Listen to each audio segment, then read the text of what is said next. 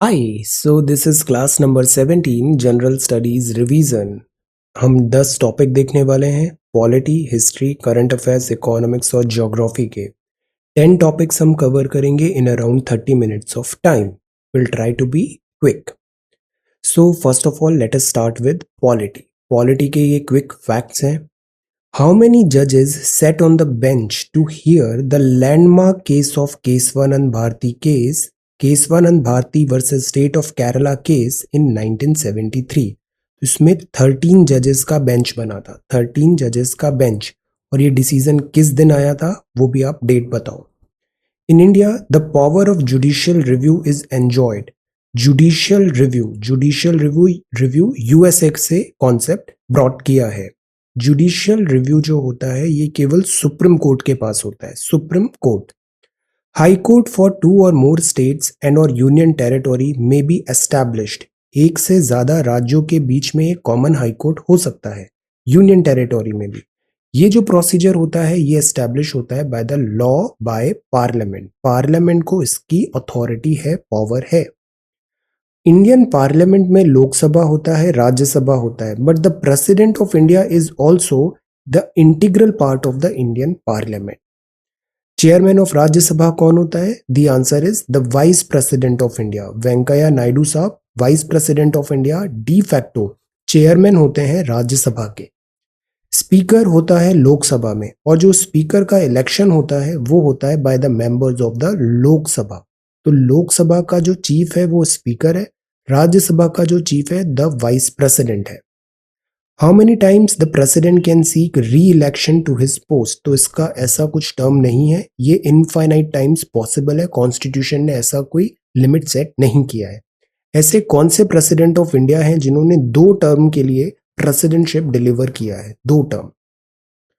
Who acts as the president when neither the president nor the vice president is available? तो president भी नहीं है, vice president भी नहीं है, तो the chief justice of India will deliver the duty of the president of India. A bill for the purpose of reorganization of states shall be introduced in either of house of the parliament with the prior approval of the president। तो president के approval के साथ बाद ही, prior approval के बाद ही reorganisation of states का bill आता है। इलिजिबिलिटी, एज और tenure office of president and vice president क्या है? मतलब कितनी मिनिमम एज होनी चाहिए और कितने साल का tenure? The answer is 35 and 5। So ये क्विक फैक्ट्स थे। इलिजिबिलिटी, एज एंड टेन्योर कितना है प्रेसिडेंट वाइस प्रेसिडेंट का? 35 and 5। State reorganisation, prior approval of the president. Chief justice of India when president vice president both are absent, infinite times होता है reelection possible. Lok Sabha speaker, vice president chairman, Rajya Sabha president integral part है। Law जो होता है union territory या 2 से ज्यादा राज्यों की high court banana by parliament. Supreme court judicial review करती है और केसवानंद भारती केस में 13 जजेस का बेंच बना था। अब अगर हम कॉन्स्टिट्यूशन की बात करें तो कॉन्स्टिट्यूशन में जैसे हमने ये जो फर्स्ट पार्ट है इसमें इंडिया और इट्स यूनियन के बारे में दिया है। सेकेंड पार्ट है दिस इज अबाउट सिटीजनशिप। जो थर्ड पार्ट होता है उसमें आता है फंडामेंटल राइट्स, फिर फंडामेंटल, फिर डीपीएसपी आता है, फिर फंडामेंटल ड्यूटीज आता है। इस तरीके से चलता है। हम सबसे पहले देखते हैं जैसे आर्टिकल 1 है। आर्टिकल 1 में क्या लिखा हुआ है? आर्टिकल 1 में लिखा है India that is union, India that is Bharat is union, name and territory of the union है। 2 में है admission establishment of new states. 2A repeal हो गया है, इसमें सिक्किम रिलेटेड प्रोविजन था। थर्ड में है formation of new states and alteration of area. नए राज्य कैसे बनते हैं, ऑल्टर कैसे होता है एरिया, उनकी बाउंड्रीज, नेम्स वगैरह, ये सब आर्टिकल 3 में है। आर्टिकल 4 में है लॉज मेड अंडर आर्टिकल 2 और 3 to provide for the amendment of first and fourth schedule. राज्यों में अगर परिवर्तन होता है, चेंजेस होता है, तो उसके लिए जो स्केड्यूल्स हैं, स्केड्यूल्स में भी जैसे distribution of seats in Rajya Sabha है, उनमें भी सप्लीमेंट्री चेंजेस करने पड़ते हैं, supplemental, incidental and consequential matters. So what are these? Article 1 में नाम है, आर्टिकल 2 में राज्य कैसे बनते हैं, आर्टिकल 3 में उनका नाम वगैरह कैसे चेंज करना है, new states, area, boundary etcetera, और 4 में इन चेंजेस के बाद स्केड्यूल्स में क्या चेंजेस करने पड़ेंगे। Okay, first and fourth schedule. Number of schedules कितने हैं इंडियन कॉन्स्टिट्यूशन में? आंसर। सो ये तो हुआ पार्ट 1। पार्ट 2 में बात आती है सिटीजनशिप। तो आर्टिकल 5 बोलता है citizenship at the commencement of the constitution. जिस दिन कॉन्स्टिट्यूशन बना उस दिन सिटीजनशिप का क्या स्टेटस है। Rights of citizens of certain persons who have migrated to India from Pakistan. India का डिवीजन हुआ, पार्टीशन हुआ, बहुत सारे लोग पाकिस्तान से इंडिया आए, तो उनके क्या राइट्स होंगे, ये 6 में है। Rights of citizens of certain migrants to Pakistan, जो पाकिस्तान गए। Rights of citizenship to certain persons of Indian origin residing outside India. 7th में वो लोग हैं जो इंडिया से पाकिस्तान गए फिर वो वापस लौट के आ गए, तो ये 7th है। 8th में है जो पाकिस्तान नहीं किसी दूसरे कंट्री से इंडिया में आए, Indian origin residing outside India, वो 8th है।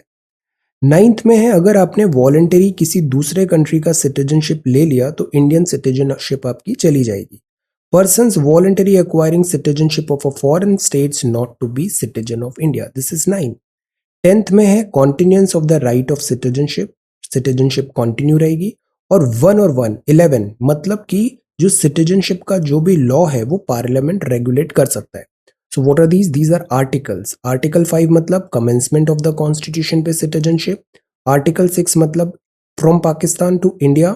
आर्टिकल 7 मतलब special cases India Pakistan, Pakistan India, certain migrants. 8th में Indian origin not Pakistan, somewhere else. 9th में अगर आपने कहीं और की सिटीजनशिप ली तो Indian citizenship is gone. 10th में है क्या राइट्स हैं, कंटिन्यूएंस। और 11th में है पार्लियामेंट जो राइट्स हैं सिटीजनशिप के उसको रेगुलेट करेगी। तो ये सब क्या हुए, ये आर्टिकल्स हुए 1 से 11। इसके बाद आर्टिकल 12 आता है और आर्टिकल 12 से चालू होता है फंडामेंटल राइट्स। ओके, अब ज्योग्राफी का कंटिन्यू देखें तो हमने डेक्कन पढ़ लिया है। आज हम देखते हैं आइलैंड्स ऑफ इंडिया, द्वीप। तो आइलैंड ऑफ इंडिया में आता है अंडमान निकोबार सबसे ऊपर, ये बे ऑफ बंगाल में। लक्षद्वीप बहुत इंपॉर्टेंट आइलैंड है, ये अरेबियन सी में है। और भी बहुत सारे रिवराइन और ऑफशोर आइलैंड्स है। आइलैंड्स क्या होता है, समुद्र है उसके बीच में ये जमीन आ गई, दैट इज आइलैंड। आइलैंड और एक और टर्म होता है आर्कीपेलागो। आर्कीपेलागो क्या होता है ये आप बताना। So this is Lakshadweep, Andaman and Nicobar. अब एक आइलैंड बहुत फेमस है जिसका नाम है मजुली। ये लार्जेस्ट रिवराइन आइलैंड है, रिवर पे है। जो ब्रह्मपुत्र है ना, ये बहुत सेडिमेंट्स लेके आती है, वो सेडिमेंट्स डिपॉजिट होते हैं और मजुली आइलैंड बन गया। ये जोरहट डिस्ट्रिक्ट में है, ब्रह्मपुत्र रिवर असम में। Andaman and Nicobar group of island जो है ये पार्ट ऑफ हिमालय माना जाता है, extension of the Arakan Yoma range. Actually Himalaya में 2 सिंटेक्शियल बेंड है ऐसे, एक इधर जम्मू एंड कश्मीर तरफ ऐसे, दूसरा इधर नॉर्थ ईस्ट अरुणाचल तरफ ऐसे। ये सिंटेक्शियल बेंड ऐसे होता है, फिर ये पानी में चला जाता है, फिर अंडमान निकोबार में यहाँ ये फिर से ऊपर निकल के आता है। ये जो म्यांमार में है अर्कन यूमा, दिस इज अर्कन यूमा। सो ऐसा माना जाता है this is a part of Himalaya only, this Andaman and Nicobar island, Arakan Yoma range. ये जो अंडमान निकोबार है 2 ग्रुप ऑफ आइलैंड्स हैं। 10 डिग्री नॉर्थ लैटिट्यूड या 10 डिग्री चैनल इनको सेपरेट करता है, अंडमान को और निकोबार को। निकोबार नीचे है, अंडमान ऊपर है। ट्राइब्स ऑफ अंडमान ग्रुप जो है उसमें आता है ग्रेट अंडमीन, अंडमानी है, ऑन्जेज है, जारावा है, सेंटेनलीज है, नीग्रिटो ओरिजिन के हैं ये सारे, नीग्रिटो। जबकि ट्राइब्स जो निकोबार में है वो निकोबारी है, शॉम्पेन्स है, ये मोंगोलॉइड स्टॉक है। तो निकोबार में निकोबारीज और शॉम्पेन मोंगोलाइड है। अंडमान में अंडमान, ओंजे, जारावा, सेंटेलीज ये है नीग्रिटो ओरिजिन की। सैडल पीक फेमस है, मैक्सिमम एलिवेटेड पॉइंट है आइलैंड का, 750 मीटर हाइट है इसकी, नॉर्थ अंडमान आइलैंड पे है। इंदिरा पॉइंट है, ये सदर्न मोस्ट पॉइंट माना जाता है इंडियन टेरिटरी का। ये है ग्रेट निकोबार में, 6 degree 7 minute north, 93 degree 8 minute east पे है, तो साउथ में है। बैरन आइलैंड से सवाल आया है, ओनली एक्टिव वॉल्केनो है साउथ एशिया में, ये पार्ट ऑफ अंडमान ग्रुप है, बैरन आइलैंड। नारकोंडम आइलैंड जो है वो डोरमेंट वॉल्केनो है, ये भी ग्रुप है अंडमान का। ये सेपरेटेड है लिटिल अंडमान से by Duncan passage, Duncan passage. Arabian sea में क्या होता है, इसमें अमिनदीवी ग्रुप आइलैंड्स है जिसमें अमीनी, केल्तन, ये सारे जो आइलैंड्स हैं ये लक्षद्वीप के हैं। लक्काद्वीप ग्रुप आइलैंड्स हैं, इसमें ये सारे आइलैंड्स हैं। तो actually they are 36 in number and they are coral reef islands, coral reef islands. Minicoy island है, ये लार्जेस्ट ग्रुप है अरेबियन सी का island. Southern most union territory Lakshadweep है, यहाँ पे लक्षद्वीप 9 डिग्री चैनल इसको सेपरेट कर रहा है। अब ये जो लक्षद्वीप है ये कोरल आइलैंड्स है, कोरल ओरिजिन है, वॉल्केनिक पीक है यहाँ पे। कोरल पॉलिप्स हमने पढ़ा था, सिम्बायोटिक रिलेशनशिप होती है इसमें, coral coral zooxanthellae algae and polyp, coral polyp. तो ये अंडमान है, लक्षद्वीप है, माजुली है 10 डिग्री चैनल, देन डिफरेंट यहाँ पे हमने ट्राइब्स देखी, अंडमान एंड निकोबार की, सैडल पीक है, बैरन आइलैंड है, नारकोंडम आइलैंड है, डंकन पैसेज है, ये ग्रुप ऑफ लक्षद्वीप आइलैंड्स है, Minicoy and this is coral reef, और अंडमान जो था वो वोल्केनिक ओरिजिन का था। So these are islands of India. Drainage की बात करें मतलब होता है पानी। इसमें एनसीईआरटी का जो चैप्टर है वो बहुत अच्छा चैप्टर है, उसी को हमें मल्टीपल टाइम्स पढ़ना है। ड्रेनेज बेसिन वो होता है जिससे वाटर कॉन्सेंट्रेट हुआ, फ्लो हुआ ड्रेनेज नेटवर्क में, तो उसको बोलते हैं बेसिन, जहां से पानी कलेक्ट हो रहा है, बह रहा है। तो वो जैसे गैंगेटिक बेसिन हुआ, इंडस बेसिन हुआ, these are basin. Drainage system of India divide होता है पेनिनसुलर ड्रेनेज में और एक्स्ट्रा पेनिनसुलर ड्रेनेज में, या फिर हिमालयन ड्रेनेज में। हिमालयन ड्रेनेज जो होता है इसमें क्या होता है, इसमें इंडस, गंगा, ब्रह्मपुत्र है। हिमालय ये पेरेनियल होती है। पेरेनियल क्यों होती है? आंसर, ये इंडस, गंगा और ब्रह्मपुत्र है। मोस्ट ऑफ दीज रिवर्स है ये पेरेनियल इन कैरेक्टर है। पेरेनियल वाटर, ये ग्लेशियर्स, स्प्रिंग, रेन्स, हिमालय से इनको साल भर पानी मिलता रहता है। यूथफुल स्टेज होती है, मैच्योर स्टेज होती है, ओल्ड स्टेज होती है। यूथफुल स्टेज में ये इरोजनल लैंडफॉर्म होते हैं। दो चीज होता है, इरोजन और डिपोजिशन। यूथफुल में इरोजन होता है, बाद वाली स्टेजेस में डिपोजिशन होता है। तो ये यूथफुल है। तो इरोजन मतलब मिट्टी को काटेगी, यहाँ पे मिट्टी को अपने साथ बहा के ले जाएगी। तो इरोजनल लैंडफॉर्म क्या हुआ है? जैसे वाटरफॉल हुआ, कैटरैक्ट हुआ, रैपिड हुआ, गॉर्ज हुआ, स्टीप साइडेड वैली हुआ, अलुवियल फैन हुआ, रिवर टेरेसेस हुआ, ये सब इरोजनल लैंडफॉर्म है। इरोजनल ये जो रिजीम होती है इसमें सीजनल फ्लक्चुएशन भी आता है, फ्लड्स आते हैं। हम देखते हैं ना उत्तराखंड में फ्लड्स आते हैं सीजन ऑफ जनरल रेन्स में। Most of the reverse Himalaya में राइज होती है और ये एंटीसीडेंट इन नेचर है। एंटीसीडेंट नेचर है। एंटी मतलब पहले, एंटीसीडेंट मतलब हिमालय होने से पहले से ये रिवर वहां पे एग्जिस्ट करती है। These antecedent river existed and flowed before the Himalayas were formed, because Himalayas क्या है? यंग फोल्ड माउंटेन्स है। ये इंडो ऑस्ट्रेलियन प्लेट था, ये यूरेशियन प्लेट था। इंडो ऑस्ट्रेलियन प्लेट ने यूरेशियन प्लेट को हिट किया, फोल्ड, दो प्लेट्स टकराए और ऊपर ऐसे इमर्ज हो गया, बीच का Tethys sea is gone. So Himalaya young fold mountain है और ये रिवर इस कोलिजन के पहले से यहाँ पे थी, तो इसको एंटीसीडेंट माना जाता है। अब पेनिनसुलर होती है। पेनिनसुलर रिवर्स क्या होती है? पेनिनसुलर रिवर्स जो होती है इसमें महानदी, गोदावरी, कृष्णा, कावेरी, ये न्यूमरस वेस्ट फ्लोइंग रिवर्स हैं, कुछ ईस्ट भी हैं। ये पेनिनसुलर जो है ना बहुत स्टेबल है इंडिया का, तो this is older than Himalayan drainage system. तो यहाँ ज्यादा इरोजन भी नहीं हो रहा है, ये बड़ा स्टेबल हो गई है सारी रिवर। कैरिंग कैपेसिटी भी इनकी लो है, तो चैनल्स वेल डिफाइंड है, इधर ज्यादा फ्लड्स भी नहीं आते। तो पेनिनसुलर ड्रेनेज सिस्टम। अब हम इसका डिफरेंस नेक्स्ट क्लास में देखेंगे, हिमालयन और पेनिनसुलर रिवर्स में क्या डिफरेंस होता है। ओके, तो दिस इज ड्रेनेज। अब हम बात करते हैं हिस्ट्री में इंडस वैली सिविलाइजेशन की। कुछ टॉपिक्स होते हैं जो बहुत इंपॉर्टेंट होते हैं और एक सच टॉपिक है Indus valley civilisation.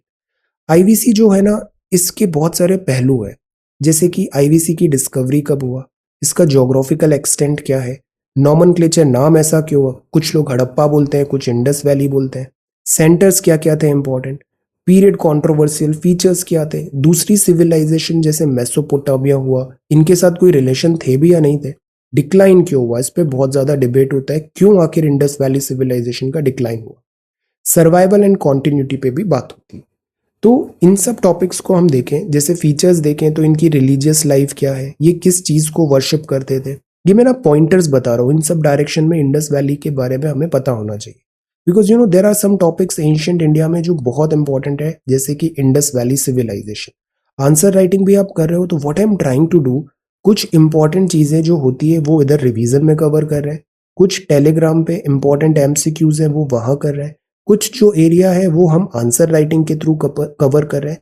So the idea is you have to be like do everything, सारा होमवर्क आप करोगे, कुछ भी गैप्स आपको नजर नहीं आएंगे, but you have to like do work, little bit work from your end, put करना पड़ेगा एफर्ट। ओके, तो देखो ये जो एरिया है ना, ये थीम्स है जो हमें पता होना चाहिए कि ये किस चीज की वर्शिप करते थे, कौन से एनिमल्स थे, एनिमल्स एक्चुअल एनिमल की वर्शिप हो रही थी, नेचर को वर्शिप करते थे या नहीं, लाइक दैट।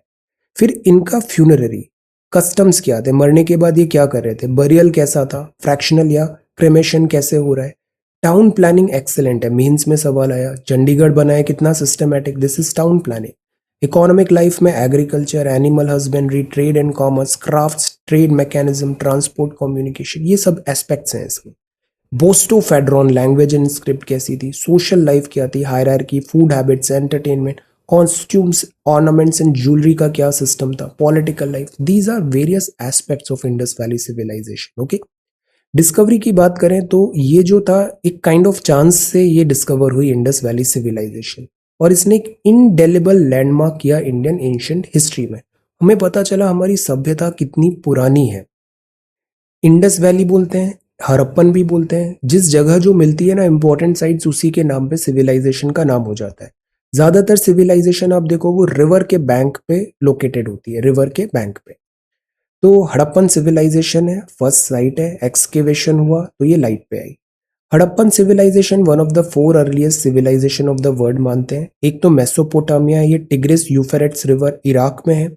शांग सिविलाइजेशन चाइना की है। इजिप्शियन सिविलाइजेशन रिवर नाइल की है, pharaoh this pyramids and all. तो हड़प्पन भी काफी पुरानी मानी जाती है। सवाल बार बार ये आता है क्या ये ब्रोंज है या आयरन है, तो दिस इज ब्रोंज, ये ब्रोंज सिविलाइजेशन है, अभी आयरन नहीं मिला है। 1921 में एक्सकेवेट हुआ, मोहनजोदाड़ो भी बना, हड़प्पा एंड मोहनजोदाड़ो। और फिर हमने जाना कि ये सिविलाइजेशन कितनी पुरानी है।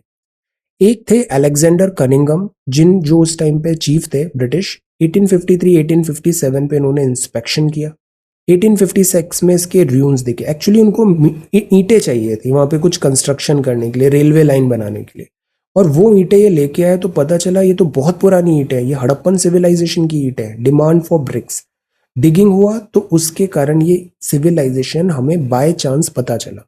Civilisation came to light, bricks, क्योंकि यहाँ की जो ब्रिक्स है ना वो बड़ी फेमस है। ये बेक करना जानते थे, मिट्टी को बेक करते थे, और दैट इज वाई इनका टाउन प्लानिंग वगैरह बहुत अच्छा था। 1921 में Dayaram Sahni ji Harappa Montgomery district of Punjab में left bank of river Ravi में इन्होंने एक्सकेवेट किया। फिर रखलदास बनर्जी जी ने civilisation Mohenjodaro Larkana district of Sindh में किया। फिर इसके बाद चेन चालू हुआ और बहुत सारी डिफरेंट साइट्स हमने एक्सकेवेट किया, पता लगाया। ये जो सीरीज है ना, जैसे लास्ट सीरीज में हिस्ट्री में हमने सारे गवर्नर, लेफ्टिनेंट गवर्नर ये सारे देख लिए। हम क्विकली इंडस वैली सिविलाइजेशन अभी 2-3 दिन में सब कवर कर लेंगे जो इससे इंपॉर्टेंट रेलेवेंट पार्ट है। ये सारे साइट्स हैं, देखो ये सारे साइट्स हैं, जैसे ये सुक्ता जन, then Dholavira is important, this is Surkotada, Lothal is important, then ये है this is Harappa, then this is Mohenjodaro. These all are important sites. और ये सारी देखो आप इंडस रिवर सिस्टम पे, आंसर राइटिंग में आपने किया था ना, ये इंडस रिवर, झेलम, चेनाब, रावी, ब्यास, सतलज, इस पूरे जोन में ये सारी सिविलाइजेशन है। दिस इसमें से कुछ बहुत इंपॉर्टेंट है, जैसे धोलावीरा। ये क्यों इंपॉर्टेंट है, रिसेंटली इसमें क्या स्टेटस चेंज हुआ है, आंसर धोलावीरा। जैसे धोलावीरा है, धोलावीरा पंजाब पाकिस्तान में, मोहनजोदाड़ो भी पाकिस्तान, चौंदारो लोथल गुजरात में, कालीबंगन राजस्थान, बनवाली हरियाणा है ना, रोजड़ी गुजरात में, धोलावीरा कच्छ गुजरात में। कुछ इंपॉर्टेंट क्रॉप्स हैं यहाँ पे, जैसे वीट और बार्ली मिला यहाँ पे, राइस नहीं मिला है अभी। 2 मोस्ट यूज्ड मेटल जो है वो ब्रोंज है। Then Harappan trading station Lothal में मिला, ट्रेड करते थे, व्यापार। बीड मेकिंग है, अगर आप दिल्ली में रहते हो ना, एक बार आपको नेशनल म्यूजियम जरूर विजिट करना चाहिए। वहाँ ये सारी चीजें बहुत अच्छे से प्रिजर्व्ड है और डिमॉन्स्ट्रेटेड की गई है। यहाँ पे देखने पे विजुअलाइजेशन बहुत अच्छा आता है वहाँ पे, national museum. Harappan cattle breeder है। देन कुंटासी सेटलमेंट था इनका। लोथल एंड रंगपुर में राइस कल्टीवेशन ट्रेसेस मिले, बट इट इज डिबेटेबल, इस चीज पे डिबेटेबल है ये। तो ये जो चीजें है ना, एक्चुअली क्या होता है, जैसे एक यूपीएससी का सवाल आया था, हॉर्स क्या इनको पता था इंडस वैली सिविलाइजेशन। अगर हम बहुत ज्यादा डिटेल में देखें तो there are certain sources which says कि हॉर्स जो था वो आईवीसी को पता था, but according to UPSC horse नहीं पता था आईवीसी। ये चीज that is why at times यहाँ पे थोड़ा डुबियस हो जाती है चीजें। इसको मैं फिर से और डिटेल में कल बताता हूँ आपको, राइस के बारे में थ्योरी। ओके, अब इकोनॉमी पे आते हैं। इकोनॉमी पे हम नेशनल इनकम कैलकुलेट करते हैं। नेशनल इनकम, राष्ट्रीय आय कैसे फाइंड करेंगे, तो एक बहुत बड़े इकोनॉमिस्ट हैं साइमन कुजनेत। नेशनल इनकम इन्होंने 3 तरीके से पता लगाया। आपको किसी भी पर्सन की इनकम पता लगानी है तो आप कैसे एस्टिमेट लगाओगे, प्रोडक्ट मेथड से करोगे कि वो कितना प्रोडक्ट बना रहा है, कितनी चीजें बना रहा है, गुड्स एंड सर्विसेज, फिर वो ऑब्वियसली उनको बेचेगा, पैसे कमाएगा। तो प्रोडक्ट मेथड से हम एक तरीका होता है। इनकम मेथड होता है कि टोटल उसने कितना इनकम आया, मॉनेटरी रिसीट हम पता कर लें, पैसे कितने आए उसके पास, रिसीट एटसेट्रा, तो वो इनकम हो गया। तो प्रोडक्ट मेथड में मतलब वो प्रोडक्ट बनाया जिनसे बेच के इनकम आ सकती है। इनकम मेथड में जितनी भी रिसीट्स उसके पास आई उसका टोटल किया। कंजम्पशन मेथड में होता है जो जितना खर्चा कर रहा है, जितना कंजम्पशन कर रहा है, तो उसका पैसा भी अकॉर्डिंगली उतना ही होगा, तो ये कंजम्पशन मेथड है। So there are 3 methods according to Simon Kuznets. First is product method. In this method, net value of final goods and services produced in a country during a year is obtained. Remember the word? The word is net value of final goods and services produced in a country during a year is obtained, which is called total final product. Income method क्या होती है? A total of net income earned by working people in different sectors and commercial enterprises is obtained. सब लोगों की तनख्वाह का income add कर लो, ये रिसीट्स ऐड करो, रेंट ऐड करो, वेजेस ऐड करो, तो वो हो जाता है इनकम मेथड। एक्सपेंडिचर मेथड होती है खर्चा कितना हो रहा है, टोटल कंजम्पशन और टोटल सेविंग्स हम ले लेते हैं, तो वो होती है कंजम्पशन मेथड। तो कुजनेत के अकॉर्डिंग 3 मेथड है, product method, income method and consumption method. Okay, so ये 3 मेथड्स हो गई, प्रोडक्ट मेथड, इनकम मेथड और कंजम्पशन मेथड। अब नेशनल इनकम कैलकुलेट करने पे प्रॉब्लम क्या आती है? प्रॉब्लम बहुत सारी है। प्रॉब्लम इसलिए आती है क्योंकि बहुत सारा डेटा फॉर्मलाइज नहीं है। हमारी इकोनॉमी की सबसे बड़ी प्रॉब्लम है, we are not a formal economy. Unorganised sector ज़्यादा है, ऑर्गेनाइज्ड सेक्टर कम है। तो इकोनॉमी में डिफिकल्टी क्या आती है? जैसे सबसे बड़ी चीज़ होती है illegal activities like smuggling, unreported income, tax evasion, corruption. तो ये चीज़ें जो होती है ये कभी भी जीडीपी एस्टिमेट्स में नहीं आ पाएंगी। पैरेलल इकोनॉमी चलती है तो वो एक सीरियस हर्डल रहता है एक्यूरेट जीडीपी एस्टिमेट्स का। सो दैट इज वाई जैसे अभी आरबीआई इतना स्ट्रिक्ट क्यों हो गया था कि हम जो क्रिप्टो कॉइन्स हैं, क्रिप्टो कॉइन प्रमोट नहीं कर रहे हैं, क्रिप्टो करेंसी। वाई? बिकॉज वो एक पैरेलल इकोनॉमी चल जाएगी, उसको अपन टैप नहीं कर पाएंगे, उसका क्या यूज होगा वी डोंट नो। इससे लॉस ऑफ रेवेन्यू भी होता है state exchequer due to tax evasion. Second जो होता है वो होता है नॉन मोनेटाइजेशन। रूरल इकोनॉमी में बहुत सारा जो वर्क होता है वो इनफॉर्मल है और नॉन मोनेटाइज्ड इकोनॉमी है, इसके कारण वो इकोनॉमी में कभी काउंट ही नहीं हो पाता। आप बताओ, जो अगर अगर होम मेकर है, वुमेन इज होम मेकर, वो जो वर्क घर पे कर रही है, क्या वो जीडीपी में काउंट होता है या नहीं होता है? अगर नहीं होता है तो वो क्यों नहीं होना चाहिए, और होता है तो that is good. So GDP में वो काउंट क्यों होना चाहिए, ये एक बहुत बड़ा डिबेट का सवाल अभी बना था। बिकॉज इतना सारा वर्क हो रहा है एज अ होम पे हो रहा है, वो मोनेटाइज ही नहीं है, वो जीडीपी में काउंट ही नहीं हो रहा है, इकोनॉमी में नहीं आ रहा है। ग्रोइंग सर्विस सेक्टर है जैसे कि बीपीओ है, इससे वैल्यू एडिशन हुआ, legal consultancy, IT sector etcetera, ये इंडियन इकोनॉमी की एक प्रॉब्लम भी है कि इसमें वो कैलकुलेशन नहीं हो रहा, लीगल कंसल्टेंसी वगैरह में नहीं आ रहा। Many services like BPO, value addition in legal consultancy, health services, financial business services and service sector as a whole is not based on accurate reporting and hence national income is underestimated. Reporting accurate नहीं है यहाँ पे, double counting भी होता है, कई बार दो चीजें 2 टाइम्स काउंट हो गई, तो उससे क्या होता है, काउंटिंग ट्वाइस हो रहा है, हर्डल है, इस चीज को भी एड्रेस करना जरूरी है। So what are these? These are calculating national income and these are problems in calculation of national income. बाकी जो एस्टिमेशन हमें निकालना होता है नेशनल इनकम इन इंडिया का, वो काम दादा भाई नारोजी ने स्टार्ट कर दिया था। फर्स्ट अटेम्प्ट जो था वो दादा भाई नारोजी का था। पर कैपिटा इनकम 1867-68 में 67-68 में आई थी मात्र 20 रुपए। First scientific method professor VKRV Rao 1931-32 में लेके आए, बट ये सेटिस्फैक्ट्री नहीं था। नेशनल इनकम कमेटी बनती है प्रोफेसर PC महलनोबिस के टाइम पे 1949, और अब ऑफिशियली हम इनकम कैलकुलेट करना चालू कर दिए। तो नेशनल इनकम कमेटी होती है, 8,710 करोड़ रुपए इनकम आई इंडिया की। अब ये इनकम अच्छी आती है टोटल, बट जब पर कैपिटा होता है तो देखो ये कितना कम हो गया। बिकॉज कोई भी बड़ा नंबर वो जब डिवाइडेड बाय 1.4 बिलियन होगा, विच इज अवर नंबर, वो नंबर कम हो जाता है। इंडिया में नेशनल स्टैटिस्टिकल ऑफिस भी है under ministry of statistics and programme implementation, responsible है for estimation and publication of national income. तो ये जो पॉइंटर्स हैं ये है नेशनल इनकम से related. We are doing this, जितनी भी वोकेबुलरी है इकोनॉमिक की इंपॉर्टेंट, वो सारा इस पार्ट में हम कवर कर लेंगे इस रिवीजन सेशन में। मेजरिंग नेशनल इनकम में अब हम क्या करें, लिमिटेशंस क्या आ रहे हैं, बहुत सारे चैलेंजेस हैं, प्रॉब्लम्स हैं। जैसे डोमेस्टिक इनकम, इनकम मेजर्स हैं डोमेस्टिक इनकम परफॉर्मेंस के, सोशल वेलफेयर के, ये जो है इनके बीच में एक स्ट्रॉन्ग पॉजिटिव कोरिलेशन होना चाहिए। जैसे जो सोशल वेलफेयर भी होता है, कुछ टाइम पहले हमने बात किया था क्यों ना यूनिवर्सल बेसिक इनकम दिया जाए। Economic survey of 1617 I think एक पूरा चैप्टर था इसमें, इकोनॉमिक सर्वे का, यूनिवर्सल बेसिक इनकम। उसमें क्या चैलेंजेस आएंगे? नेशनल इनकम अंडरस्टेट करती है सोशल वेलफेयर को, नॉन मार्केट ट्रांजेक्शन्स को, लाइक जिससे होम मेकर सर्विस है काउंट नहीं हुआ, do it your self projects भी इस जीडीपी में काउंट नहीं हुए। तो ये एक मिसिंग पार्ट है। Increase in leisure and work satisfaction changes हम यहाँ पे इंक्लूड नहीं कर रहे हैं क्वालिटी में। नेशनल इनकम एक्यूरेटली रिफ्लेक्ट नहीं कर रही है, जैसे एनवायरनमेंट, ऑयल स्पिल, हमने कोई काम तो किया but at what cost? Environmental spill up हुआ, डैमेज हुआ, पॉल्यूशन हुआ, वो चीज़ फैक्टर इन नहीं हुआ। पर कैपिटा इनकम ज़्यादा मीनिंगफुल मेजर होता है लिविंग स्टैंडर्ड का then total national income, because population is huge. ऐसे नंबर बड़ा आ जाता है हमारा, हम देखें तो हम काफ़ी बड़ी इकोनॉमी भी है वर्ल्ड की, बट जब पर कैपिटा इनकम की बात आती है हम नीचे हो जाते हैं। प्रॉब्लम ऑफ डबल काउंटिंग भी है, इसको अवॉइड करें।